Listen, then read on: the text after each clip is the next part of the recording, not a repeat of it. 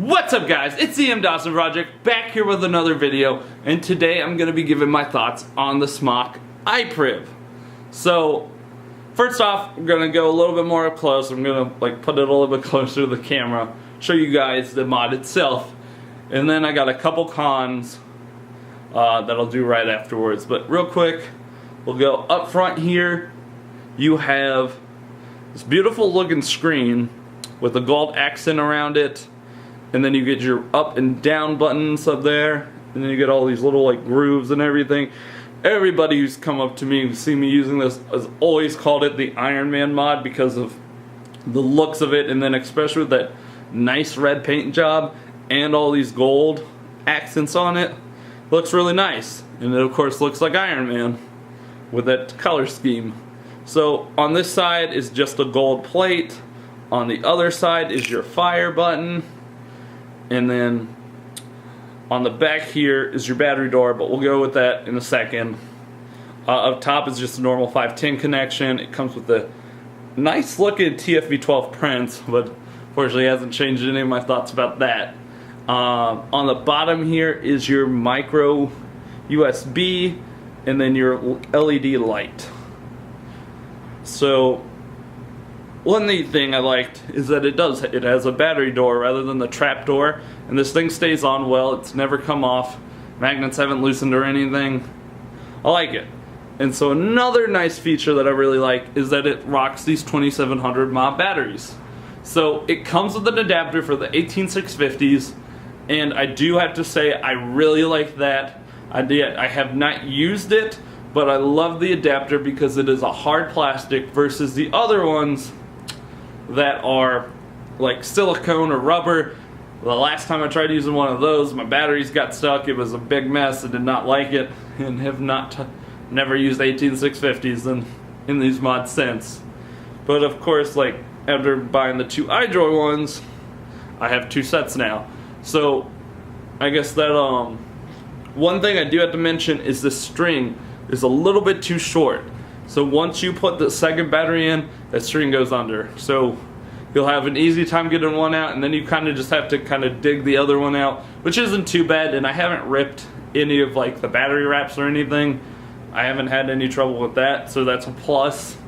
But it is some people might find it frustrating to have to dig one out and use their finger to pull it out, because I get I was scared at first that I was oh no, I'm gonna rip every battery wrap on both of these, and I'm gonna have to keep getting it rewrapped. Terrible. But other than that, I do really like that it has that. I think is the first mod I think Smok's made. Correct me if I'm wrong, but that rocks these dual 2700 mAh batteries. So yeah. So real quick, the two main cons that I have about this device are actually three.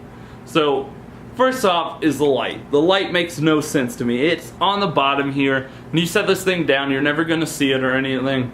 It doesn't do what the Avenger did, where it has the cool music lighting and everything. It'll change lights, but again, you're not going to see it unless you're holding it up, and I guess you could shine this towards somebody, or maybe shine it towards a wall, the wall up, but other than that, it makes no sense to me. Why is this light on the bottom?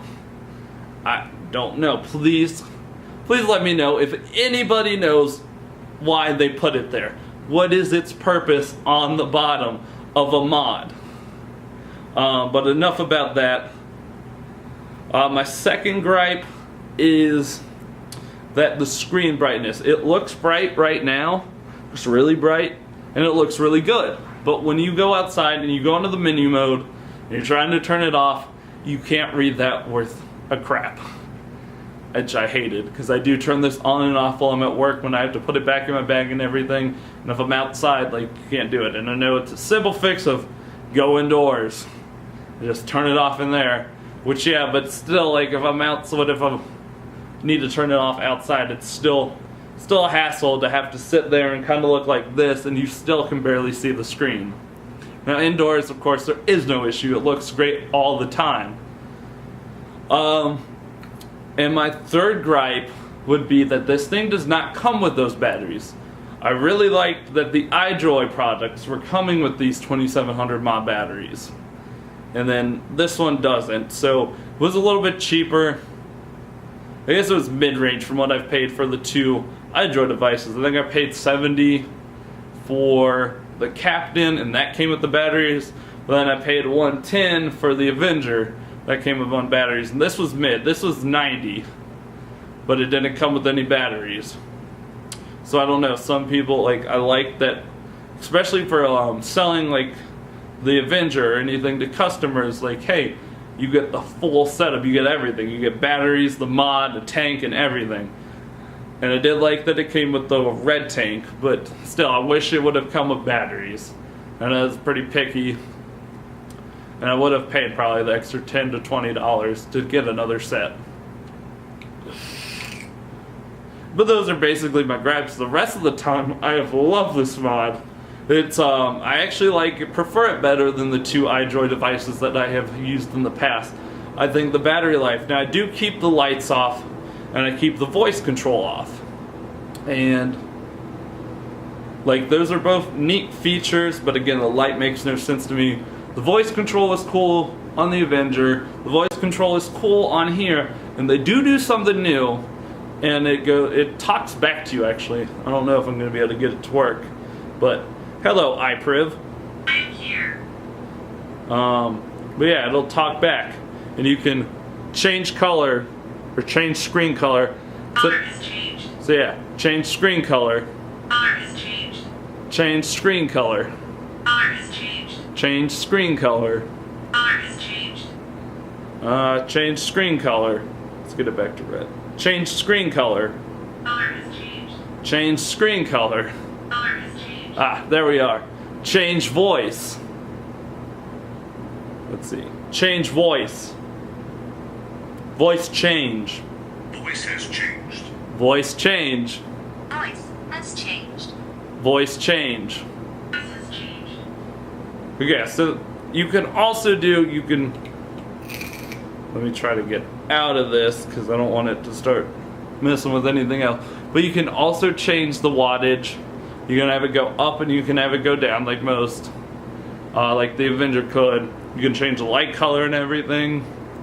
But again, this is another, like, it's almost like it's not super useful for me. Like, I can still prefer just pressing the buttons and everything. It's just easier that way for me, and I do it on every other device. So, and also I don't like that. Of course, when you turn this on and off and you have the voice on, it talks to you right out of the gate, and it goes, I think it says hello master, like I'm your warrior or something. So at work I don't really want it to every time I turn it on like start talking to me. So I keep it off, but I do think it's a neat feature, and that was one of the things that interested me though when going out to buy it, was the fact that it had the voices, and I like that it had a male, female, and then this robotic voice, which is what I keep it on when I do use it. And I like that it talked back. It was pretty cool. Now I hope down the line though, with now iDroid being the one that introduced this, Smok having this on there, and then introducing the voice to talk back, that maybe one day we'll get, I feel like if we keep advancing, we'll get something closer to almost like a phone thing, not an assistant, but to where it's going to improve and you're going to be able to do more. Maybe it's going to be easier to change the wattage. You could hopefully you'll be able to like change it to like 84.5 watts or turn it down to like 20 watts or match tank, whatever the wattage is for the coil. I feel like there's a lot of improvement, and I keep hoping that going down this, I keep hoping that these companies are going to go down this route, because I think there could be some really cool things done with that AI and the voice and everything. But right now, to me, it's still almost gimmicky. It's just really, it's cool to like show to your friends, like, hey, look what this can do. But sitting at home, sitting anywhere else, I'm not sitting there talking to it. Maybe one day, maybe they'll come up with something. I will be sitting alone and just talking to my mom, but I don't know.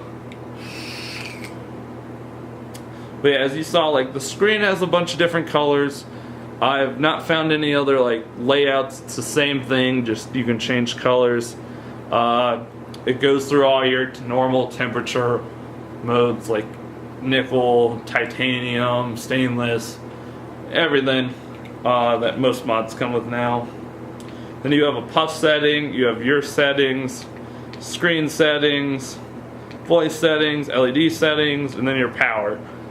It's 5 clicks to lock, 5 clicks to unlock, 3 clicks for your screen to get to those settings and everything. And then, yeah. But the screen again, like, I love that screen. And yeah, I think that's about it. It covers most of like the mod. I don't think there's anything else too different here. I think the biggest game changer was adding the voice to talk back to you after certain commands, which again is pretty cool that they did that.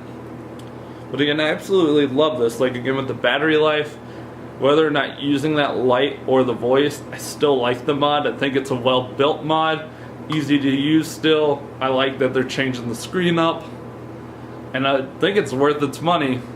Now again, I wish it had the batteries with it, or I wish this was like, but other than that, like $90 isn't too bad for like one of these newer devices, and especially coming with the tank, because I know a lot of people like the tank. But yeah, if you guys have one of the Iprivs or anything, let me know your thoughts below on what you think of them. But yeah, if you liked the video, hit the thumbs up, subscribe, and I will see you guys in the next.